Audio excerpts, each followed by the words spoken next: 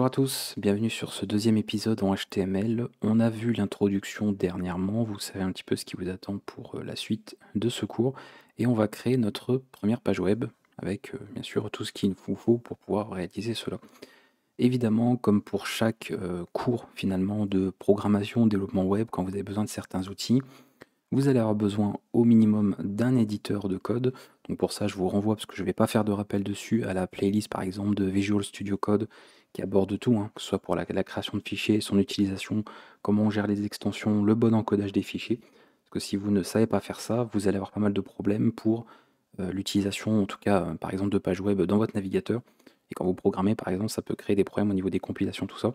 Donc je ne reviens pas là-dessus, vous êtes censé savoir vous servir d'un éditeur de code, savoir quoi utiliser pour écrire du code, et si ce n'est pas le cas, vous avez une playlist sur la chaîne pour ça. Nous allons, pour notre première page web, créer des fichiers. Alors, on va faire un petit peu le point par rapport à ça. On va simplement créer un fichier texte, parce que c'est ce que je vous avais dit, on est sur de l'hypertexte, donc c'est un simple fichier texte. Donc ici, je vais aller créer un fichier texte.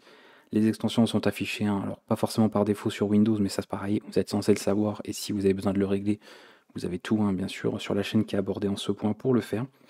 Et je vais nommer, enfin, en tout cas, par convention, et c'est parce que c'est aussi reconnu par tous les systèmes, quand on veut un point d'entrée, c'est-à-dire le fichier qui va être reconnu par défaut, par exemple sur un site ou sur une arborescence, quand on est dans un répertoire, c'est un fichier qui portera le terme, donc le nom de index.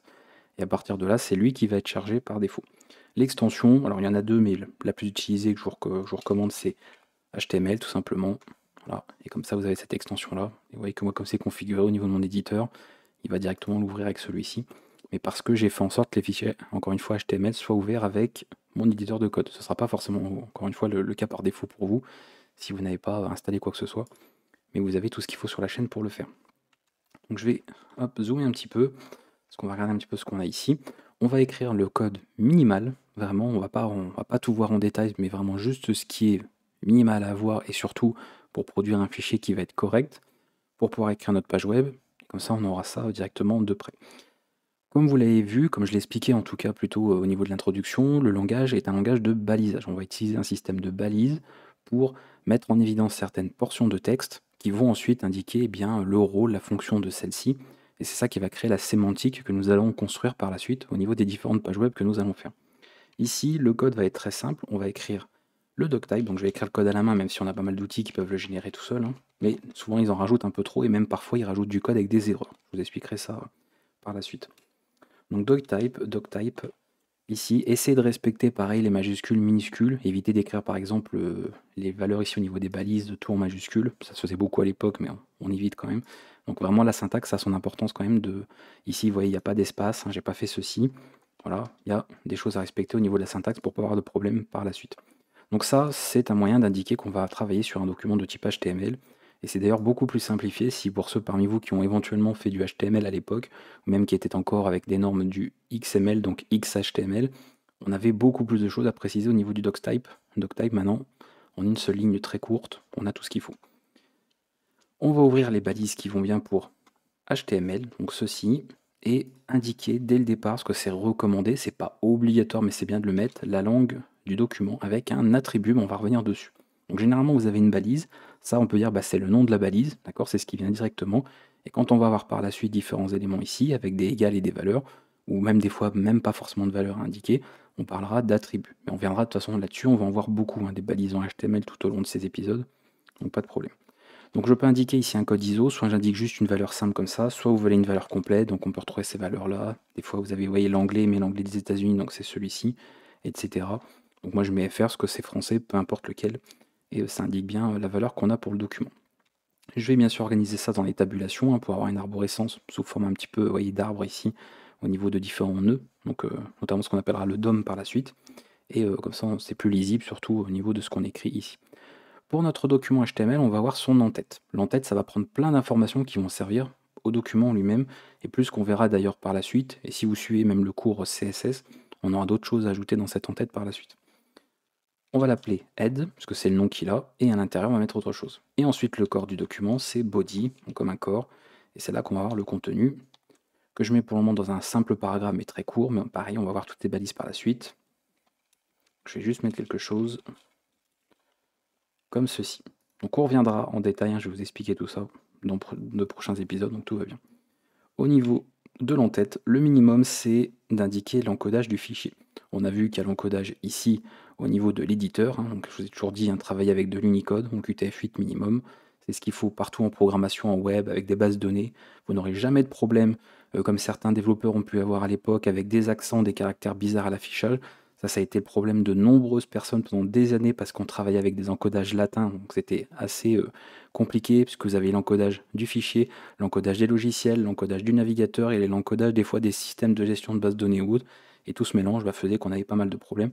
Avec l'Unicode, vous mettez Unicode partout et ça prendra en charge toutes les langues, du français avec ses accents, de l'anglais, de l'allemand, des idéogrammes, des sinogrammes, tout ce qui est caractère chinois, arabe, peu importe, tout sera pris en compte sans problème et vous aurez exactement l'affichage prévu. Donc pour cela, on va avoir beaucoup de balises méta, mais non, on va avoir qu'une seule pour car7, donc tout simplement l'ensemble, donc le jeu de caractères, et celui qu'on va spécifier, eh bien c'est UTF-8, qui va être utilisé tout le temps de toute façon ici. Voilà, comme ceci. Une autre information qui va être utile, c'est le titre qu'on aura pour la page. Et ça va être pas le titre de la page au niveau du document lui-même, mais au niveau de l'onglet qu'on va avoir dans le navigateur. Okay, donc, je vais mettre par exemple moi ceci, ça ira bien, ou je peux mettre HTML épisode 1, 2, bref, peu importe. Mais je vais mettre le titre qu'on a de la page, et c'est tout. C'est le code. Alors même ça, j'aurais pu l'enlever, parce qu'encore une fois, c'est déjà du contenu qu'il y a. Je pourrais très bien ne pas le mettre en commentaire. Mais voici le minimum à avoir. La langue du fichier, comme je l'ai dit, le document c'est important, l'encodage, et c'est quand même mieux d'avoir un titre pour l'onglet, c'est plus pratique à ce niveau-là. Notre fichier est prêt, donc je vais l'ouvrir directement. Donc moi dans mon navigateur, hop, quand j'en ai plusieurs, il va l'ouvrir ici. Je vais l'ouvrir là. C'est vrai que par contre, ouais, bon, ça change pas grand-chose, mais voilà. Voilà. On a comme ça notre page HTML qui est ici. Donc vous voyez qu'il l'a pris depuis ici un fichier physique, il n'a pas été chargé à un serveur ou quoi que ce soit. Donc ça a bien été pris sur un fichier local. Mais on a notre page HTML. Vous n'avez pas besoin d'outils, d'interpréteurs, de serveurs qui tournent pour utiliser du HTML, c'est du texte. Donc vos navigateurs ont déjà un moteur HTML et pas que, il y a le moteur pour CSS et JavaScript éventuellement. Donc ils savent déjà interpréter du HTML. Il n'y a pas de problème, on n'a pas besoin d'installer quoi que ce soit. Juste un navigateur web et c'est bon. Donc on retrouve ici. Sachez que, et c'est pas que pour ce que vous venez de faire maintenant, ce que vous venez de faire votre première page web, ça y est, mais pour tous les sites qui vous délivrent forcément une information, quelle que soit, ça peut être pour, encore une fois, même pour YouTube, je vais vous montrer ça. C'est pas forcément celui de tous, vous n'êtes pas censé forcément avoir des connaissances déjà en développement web ou autre. C'est aussi l'intérêt de ce genre de cours, c'est de commencer de zéro, de savoir que vous avez accès au code source. Vous voyez là, on nous fournit quelque chose à l'utilisateur, un affichage avec éventuellement une mise en forme, etc. Tout ça, pour fournir ça, c'est du HTML derrière. Encore une fois, soit qui a été écrit par des éventuels développeurs, soit qui a été généré par des outils, un système de contenu, une bibliothèque, un cadriciel, peu importe. Au niveau de vos navigateurs, quel que soit le navigateur, généralement en faisant un clic droit sur une page, vous devez avoir une option qui vous permet d'afficher le code source d'une page. Donc là ici sur Firefox c'est code source, d'autres ça peut être afficher le code de la page, le terme peut un peu changer, mais vous avez normalement une option pour ça. Et si vous cliquez dessus, vous avez le code source, donc là tout a été mis sur, alors je pense plus d'ailleurs tout a été mis sur une ligne en réalité, ou alors peut-être pas exactement 23 lignes, et vous avez donc l'ensemble, donc du HTML bien sûr, éventuellement il peut y avoir du CSS ou du JavaScript qui a été intégré là-dedans, mais votre document, vous voyez, est ici. Donc je précise parce que des gens pourraient penser que lorsque on écrit, voilà, on a des pages web donc avec du HTML, cela est privé, d'accord, c'est côté serveur, mais non. C'est quelque chose qui est fourni. Il n'y a pas normalement, en tout cas, d'informations qui doivent être, par exemple, vous voyez, des informations confidentielles, de sécurité ou ce genre de choses. Ça, c'est ce qui est livré directement à votre navigateur, c'est ce qui lui est donné en réponse à l'affichage. Donc bien sûr, ces informations-là n'ont rien de privé. Ok, avec Token Navigate, donc là on voit, on retrouve ici HTML, bon il y a pas mal d'un autre attribut qu'on verra plus tard, mais vous voyez l'attribut de langue il est bien ici, et après on retrouve pas mal de choses, le début de l'entête commence ici, et on doit retrouver le body quelque part aussi, qui doit être pas loin, alors ce serait bien, non, pas le chercher comme ça, mais plutôt, voilà body, donc il est là, voilà. Body il doit être quelque part complété avec des balises, voilà, il est ici, avec d'autres choses, donc pour indiquer notamment que voilà, ça se lit de gauche à droite, puisque oui, on pourrait avoir des écritures comme l'arabe qui se lisent de droite à gauche. Donc c'est précisé, eux, à ce niveau-là. Donc ça, c'est possible partout, même sur notre simple page ici, clic droit, code source de la page, et vous voyez qu'on le retrouve ici, encore une fois. Donc on l'a écrit proprement, donc nous il est présenté comme ça, mais encore une fois, c'est pratique, mais je suis pas obligé d'avoir tout mis comme ça. J'aurais pu très bien tout écrire sur une seule ligne, d'accord? Ce qui va faire, justement, ce qui va respecter l'arborescence, vous voyez, c'est ce système de balises, parfois des balises orphelines, on le voit ici, notamment celle-ci, vous voyez, elle est toute seule, et vous avez dû remarquer déjà à ce stade qu'il y a des balises qui ont une version opposée. Vous voyez, il y a une version ici ouverte, un contenu, et ensuite la fin de ce texte à prendre en considération sur quelque chose, à indiquer son rôle, se termine par une balise fermante, correspondante. On le voit ici, notamment pour ce que je vous ai dit, qui était un paragraphe, où on voit qu'il commence ici, on a un texte, et ensuite il se termine là. Donc ça va beaucoup être ça, HTML justement, un système de balises en double, un couple de balises, ouvrantes, fermantes, ou alors des balises orphelines, comme ici, on le verra notamment pour les images, que cela suffit, c'est pour indiquer, voilà, soit une information, soit indiquer à ce stade, tu affiches telle chose, à ce stade, tu fais telle chose. Donc ça, c'est des choses qu'on peut voir ensemble. Donc bien sûr, au niveau de la mise en page, encore une fois, ça c'est pour vous, tant que des développeurs, d'indiquer les choses comme vous voulez, mais il n'y a pas d'obligation, le code ne se fait pas en fonction de comment c'est affiché dans votre éditeur, il se fait en fonction de comment ça va être structuré, et surtout, comment ce sera mis en forme, éventuellement par la suite, avec un autre langage comme le CSS, pour indiquer par exemple les marges, indiquer les types de contenu, est-ce qu'ils sont en bloc ou pas, ou est-ce qu'ils se mettent sur une seule ligne, les dimensions de ceci, le style que vous pouvez appliquer dessus, bref, changer la police, la taille de la police, la couleur du fond d'écran, enfin du fond de la page. Toutes ces choses-là seront vues par la suite en CSS. Donc c'est ça qui va en fait mettre en place ces règles-là, et pas comment vous l'affichez dans votre éditeur de code. Donc c'est bien à prendre en compte un petit peu tout ça. On verra bien sûr d'autres choses par la suite sur l'explication. Je reviendrai bien sûr sur les balises méta, etc. Parce qu'on est loin d'avoir tout vu. Mais ça, je vous l'ai dit, hormis cette partie, c'est vraiment voilà, le code minimum à voir par rapport à votre document pour avoir une page valide. Et je vais parler en ce qui concerne la validité d'une page, voir de ce dont il est question, parce que c'est quelque chose de très important pour la suite. Petite information, en tant que développeur aussi, je l'aborde dans n'importe quel langage, quel qu'il soit, programmation ou non, vous aurez parfois besoin d'indiquer des parties, de mettre des indications ou des petits commentaires sur votre code, tout simplement sur votre page, qui ne vont pas être interprétés cette fois-ci par le navigateur, mais vont servir vous visuellement pour mettre des infos. Si par exemple vous voulez séparer des choses, indiquer des parties, vous pouvez très bien l'écrire sous forme de commentaire. Donc en HTML, ça s'écrit comme ceci, un petit chevron ouvrant, point d'exclamation, deux tirets. Bon là mon éditeur a auto-complété, mais vous voyez quand la fin du commentaire ça se met comme ça. Il n'y a pas ici de point d'exclamation. Et tout ce qui va être entre ces deux éléments-là, donc vous voyez c'est un peu un système de balise également, et bien ce sera du commentaire. Voilà.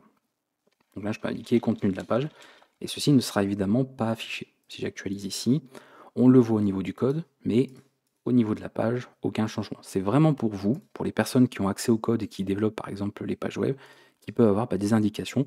Mais attention, je le redis, c'est pas une information qui va être cachée. Encore une fois, si plus tard votre site il est hébergé ou qu'il est accessible publiquement, n'importe qui peut faire un clic droit, code source de la page, et les commentaires qui sont affichés, il les verra. Très important. À moins que vous passiez par un outil qui supprime automatiquement tous les commentaires. Vous passez genre tout au fichier HTML dans un outil qui supprime tous les commentaires de toutes les pages, et après c'est ces versions terminées qui sont mises en production, déployées, mais bon, c'est des cas particuliers. Mais généralement, oui, ce n'est pas fait bien sûr pour des informations confidentielles. C'est juste pour séparer des choses, mettre certaines informations, ou quand des fois on utilise certaines parties de code qui appartiennent pour mettre les licences ou autres, on peut faire ce genre de choses. Bref, c'est utilisé tel quel. Avant de terminer cet épisode, parce que c'est très important, il n'y a pas grand chose à savoir, on va parler déjà dès maintenant, je ne vais pas vous faire attendre encore plus longtemps, concernant la validité des fichiers. Je vous ai toujours dit que faire du HTML, donc écrire des pages web, c'est très accessible. C'est même peut-être trop accessible et ça met très vite en confiance les gens en se disant, bon bah finalement, vous voyez, même si quelque chose est faux, c'est-à-dire si je mets par exemple pas ces infos, et c'est ça qui peut être assez déroutant, c'est que si j'écris ça, eh bien au niveau de l'affichage, vous voyez que ça marche. Il y a peut-être des petits changements effectivement parce qu'il y a des balises qui ont des réglages par défaut au niveau des marges, au niveau de la taille de texte, etc. Donc peut-être que vous avez remarqué une légère différence entre les deux, mais ça fonctionne. D'accord? Si je mets ça sur un site, la personne aura l'information. Pourtant, bon, on voit qu'au niveau du code source, alors pas au niveau de la sélection, mais code source de la page, j'ai plus grand-chose.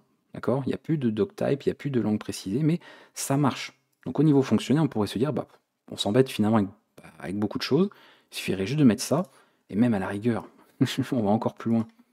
Vous mettez ça, et ça marche aussi. D'accord? Code source de la page, on n'a plus que du texte brut, on n'a aucune balise, et ça marche.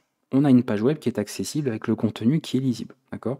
Mais on en revient à ce que je vous disais en introduction, c'est que là, on perd tout l'aspect sémantique, déjà, on perd évidemment l'accès, toute la partie accessibilité, la possibilité de mettre en forme, bien sûr, et beaucoup de choses. Et en définitive, ce fichier n'est pas valide. On va parler de validité HTML, c'est-à-dire un outil du W3C, rappelez-vous, hein, le World Wide Web Consortium, qui va vérifier, donc via les normes du langage, que votre fichier est valide, que tout est utilisé correctement. Ça, vous n'avez pas forcément besoin d'utiliser, enfin de manuellement tout vérifier. Quand vous écrivez une page web, etc., vous n'allez pas vérifier forcément à la main que tout est OK, etc. Il existe des validateurs. Il en existe d'ailleurs un pour CSS, mais nous on va parler de celui pour HTML. Et vous n'avez qu'à soumettre soit bon l'URL d'une page web, soit directement un code que vous avez écrit. Et pour ça, vous cherchez HTML validator, comme ceci, qui de toute façon je crois n'a pas de version française, en français. Mettre un peu plus grand pour vous, voilà, vous avez plusieurs options, donc soit vous précisez une adresse directement, soit vous précisez, enfin vous mettez, vous téléversez un fichier, pardon, soit vous indiquez directement votre texte, si vous n'avez pas grand chose, et vous pouvez le faire ici. Alors, si vous avez du code plus tard, hein, éventuellement du code JavaScript ou un autre langage, bien évidemment, il est possible qu'il vous indique des erreurs ou des avertissements liés à ça. Vous, ce qui va être intéressant, c'est de voir les erreurs propres à HTML, voir s'il manque quelque chose. S'il y a erreur, il faut absolument les corriger, hein, dans l'idéal. S'il y a des avertissements, bon, ça veut bien dire ce que ça veut dire, c'est il y a peut-être quelque chose qui pourrait être amélioré, mais ça ne veut pas dire que votre document est non valide parce qu'il y a des avertissements. Mais bien sûr, on évite au maximum. Donc là, je copie-colle, éventuellement je règle là-dessus si je veux être sûr d'avoir les bonnes choses, mais normalement, si vous avez écrit comme il faut, ça devrait être détecté automatiquement. Sinon, c'est vraiment que vous avez écrit votre code HTML n'importe comment, et dans ce cas-là, ce sera différent. Si votre document est correct, voilà, vous devriez avoir ce petit bandeau vert qui vous indique tout a été vérifié, tout est OK, il n'y a pas de souci.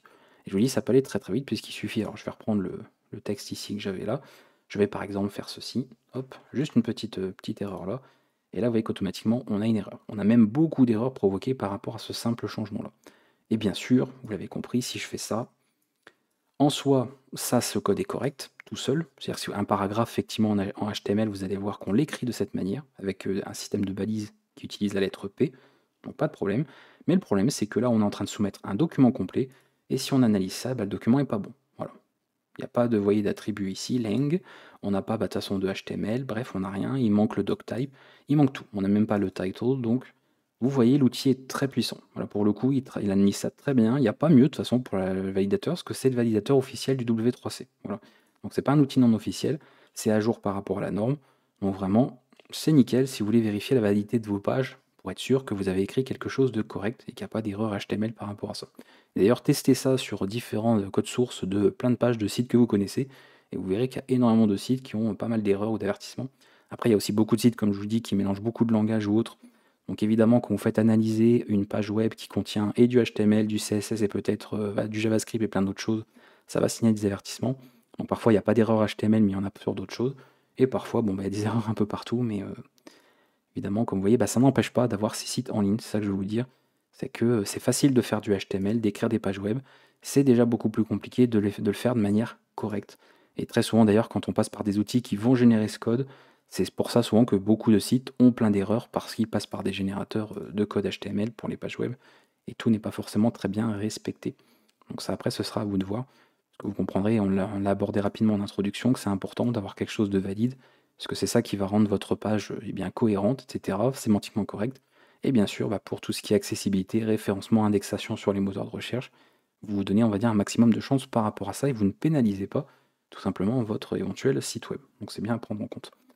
On va s'arrêter là sur cet épisode. On a fait le tour, hein. On a créé notre fichier, on a écrit le code minimal en HTML. Je vous ai montré comment écrire d'éventuels commentaires et comment valider votre page HTML pour vérifier que vous utilisez les choses correctement et convenablement selon la norme qui a été dictée par le W3C, qui est tout simplement la norme de standardisation pour HTML. Et comme ça, on va pouvoir passer à la suite très prochainement et commencer à voir des premières balises, parce qu'on a quand même beaucoup de choses à voir. C'est assez conséquent, hein, mine de rien, de faire le tour. Ça va très vite à apprendre, puisque c'est des balises en fonction de ce qu'on veut faire sur notre page, de ce qu'on veut structurer, mais il y a quand même beaucoup de choses à connaître, et c'est tout l'intérêt de pratiquer aussi, parce que c'est le fait de pratiquer, d'écrire des pages web, de travailler un petit peu sur tout ça, qui va vous aider justement à assimiler un peu toutes ces choses-là et à les comprendre, de comprendre un petit peu l'utilité que ça et la cohérence qu'il y a à utiliser tout ça. Et ça vous aidera par la suite à faire les choses, on va dire, de manière correcte et convenable pour la suite. Si vous avez des questions, n'hésitez pas. Moi, j'ai fait un peu le tour de ce que je voulais vous dire pour cet épisode. Et dans tous les cas, on se retrouve pour le prochain avec quelques premières balises, d'autres en tout cas, au niveau du langage HTML.